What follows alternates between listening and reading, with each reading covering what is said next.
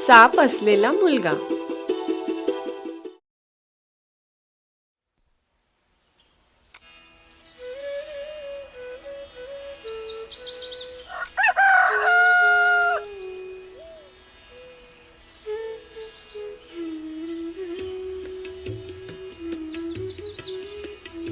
दूरच्या एका छोट्या खेड्यात एक ब्राह्मण आणि त्याची पत्नी राहत होते.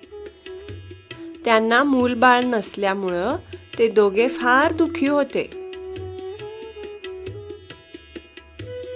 शेवटी एके दिवशी त्या बाईला एक मुलगा झाला.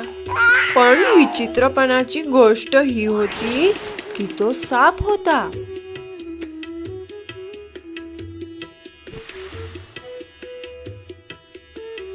हे कळाल्यावर त्यांच्या मित्रांना आणि नातेवाईकांना धक्का बसला आणि त्यांनी त्या दोघांना सापापासून सुटका मिळवण्याचा सल्ला दिला. पण दोघांनी त्यांचं बोलणं ऐकलं नाही. साप असला तरी त्यांना त्यांच्या मुलावर फार प्रेम होतं.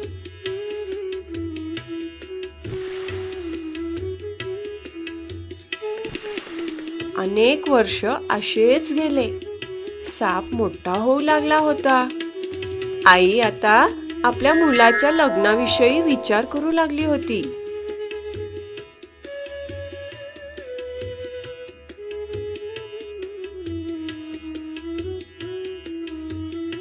एके दिवशी ब्राह्मण घरी आला तेव्हा त्यानं आपल्या पत्नीला रडत असलेली बघितली. त्यानं तिला विचारलं, काय झालं अगं, तू का रडू लागली आहेस?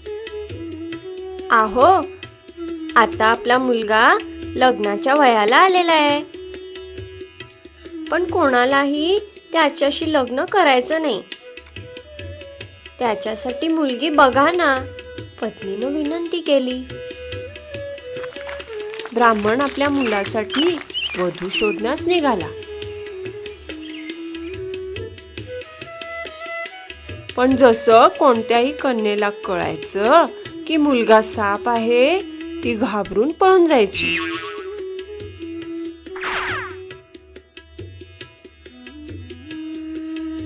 शेवटी ब्राह्मण आपल्या एका जुन्या मित्राला भेटायला गेला.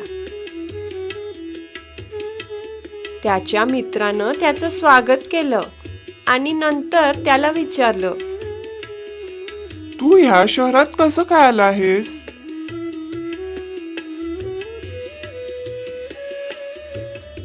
आता काय सांगू, माझ्या मुलासाठी कन्या शोधत मी खूप लांबचे प्रवास केले,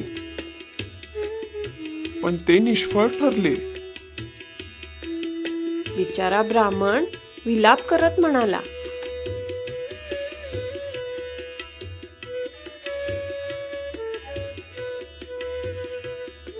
हे ऐकताच त्याचा मित्र अतिशय आनंदानं म्हणाला, अरे, मला आधी नाही का सांगितलास? मी माझ्या कन्येचं लग्न तुझ्या मुलाशी करतो. ब्राह्मणानं आपल्या मुलाबद्दल त्यांना समजवण्याचा प्रयत्न केला, पण तो निष्फळ ठरला. शेवटी आपल्या मुलासाठी नवरी मुलगी घेऊन तो आपल्या गावाला जायला निघाला. लग्नाचे दिवस जसजसे जवळ येऊ लागले, सर्व शेजारी त्या कन्येला सावध करण्यासाठी एकत्रित झाले. त्यांनी तिला सांगितलं की ती एका सापाशी लग्न करणार होती, पण तिनं त्यांचं बोलणं काय ऐकलंच नाही. लग्न झालं. ती मुलगी आपल्या साप असलेल्या नवऱ्याबरोबर एकनिष्ठपणानं राहू लागली आणि ते सगळं करू लागली जी एक चांगली पत्नी करेल. रोज रात्री ती त्याला एका उबदार पेटीत ठेवायची. एका रात्री त्या मुलीनं एका देखण्या तरुण मुलाला आपल्या खोलीत आत येताना पाहिलं. ती घाबरली आणि तिथून पळून जाण्याचा तिनं प्रयत्न केला, पण त्यानं तिचा हात धरला आणि तिला थांबवलं. तो म्हणाला, अगं अशी घाबरू नकोस, मी आहे तुझा नवरा. तिला त्याचा विश्वास बसला नाही, म्हणून त्यानं स्वतःला सापाच्या रूपात बदललं आणि परत तरुण मुलगा झाला. हे असं रोज रात्री घडू लागलं. तो मुलगा रोज आपली सापाची कातडी सोडून सूर्योदय होईपर्यंत आपल्या पत्नी बरोबर असायचा. एके दिवशी खिडकीतून ब्राह्मणानं हे बघितलं. तो पटकन खोलीत शिरला आणि सापाचं कातडं उचलून त्यानं आगीत टाकलं. शेवटी त्याचा मुलगा शापातून मुक्त झाला. आयुष्यभर सतवणाऱ्या भयानक शापातून त्याला वाचवल्याबद्दल त्यानं आपल्या वडिलांचे आभार मानले.